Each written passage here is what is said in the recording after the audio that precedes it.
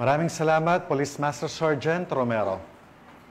Matapos ang mahabang biyahe at paglalakad, mainit na sinalubong ang mga miyembro ng Regional Mobile Force Battalion 2 ng mga residente ng Tumawani kung saan nagkaroon ng community outreach program na nagbigay sa kanila ng kasiyahan at pag-asa. Ang magandang balita ay mula kay Patrolwoman Janet Balad.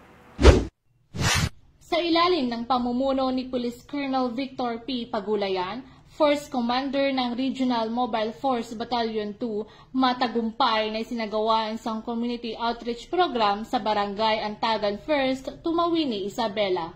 Katuwang ng RMFB 2 sa nasabing programa si Mr. Florante Bailon, Pangulo ng Pagmamahal alay sa AGTA, at ang 201st Maneuver Company na pinamumunuan ni Police Lieutenant Marverick E. Bigares. Layunin ng aktibidad na ito na may padama ang malasakit at serbisyo ng kapulisan sa mga mamamayan, lalo na sa mga nangangailangan ng tulong at suporta sa komunidad.